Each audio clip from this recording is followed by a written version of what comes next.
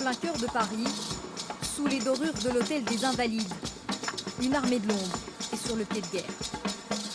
C'est ici que depuis des mois se prépare le défilé du 14 juillet. Nous sommes chez le gouverneur militaire de Paris. Nous allons maintenant rentrer dans son bureau. Ici travaillent une quarantaine de personnes.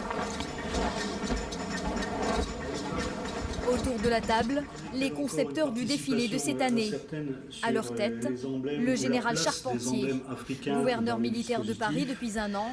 C'est la première fois qu'il a pour mission d'organiser la fête nationale. C'est un événement majeur qui se prépare exactement comme une opération militaire, largement en amont, puisque les premières réunions commencent mi-septembre. L'animation d'entrée de cérémonie ne me semble pas poser de problème, si ce n'est un timing vraiment précis. Avec son équipe, le général Charpentier a imaginé le défilé dans ses moindres détails. La finale demandera. Mais le tout doit être validé par l'Élysée. Quelques semaines plus tard, la maquette finale est prête. Réunion générale aux Invalides. Des centaines d'officiers sont réunis. Objectif, briefer toutes les unités qui doivent défiler. Les ordres sont clairs et nets. Plus question de revenir en arrière. Ne jamais remettre en cause ce qui a été décidé. Bien sûr. Ça sera forcément mieux, notre nouvelle idée sera forcément mieux, mais le résultat sera catastrophique. Ah oui. De l'Étoile à la Concorde, la foule parisienne a acclamé l'armée française. Le défilé du 14 juillet, rendez-vous annuel des Français avec leur armée. Une fête nationale au protocole immuable depuis qu'elle s'est définitivement installée sur les Champs-Élysées en 1980. Tradition et précision. Le défilé commence au moment même où le président de la République s'installe dans la tribune. La suite est millimétrée. Une machine imposante. Cette année au sol, il y aura plus de 6000 personnes, 240 chevaux, 256 véhicules et dans les airs, une centaine d'appareils. En tête, la patrouille de France. Base de Satory en région parisienne, lieu principal des répétitions. Depuis quelques jours, il y règne un air de camping. Allez, la main dessus, à bras, l'arme. Appelés en renfort pour le 14 juillet, ces militaires ne défilent pas mais ont pour mission de tout installer. Une vingtaine de minutes par tente et tout est bon pour motiver les troupes. C'est un concours? On peut dire, c'est un concours entre les groupes. C'est qui les meilleurs?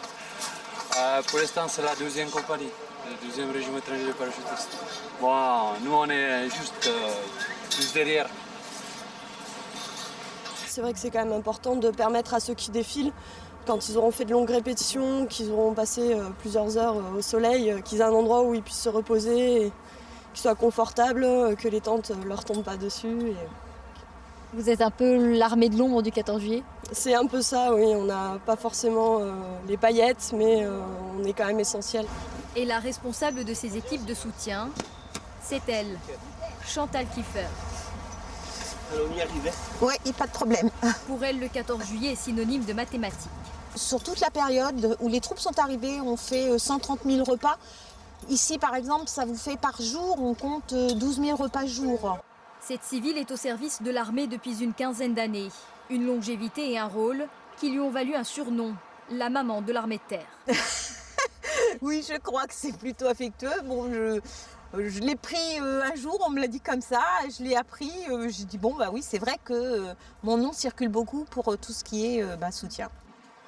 En attendant l'arrivée des troupes à Satory, un cortège spécial entre en gare de Brétigny-sur-Orge, près de Paris. Des centaines de véhicules acheminés de toute la France. Tu desserres, vas-y, il reste un demi-wagon. Et il faut faire attention, car la peinture est toute neuve. Un déménagement technique que ces militaires ont l'habitude de réaliser en opération extérieure. Bonjour. Bon. Quelle unité vous êtes?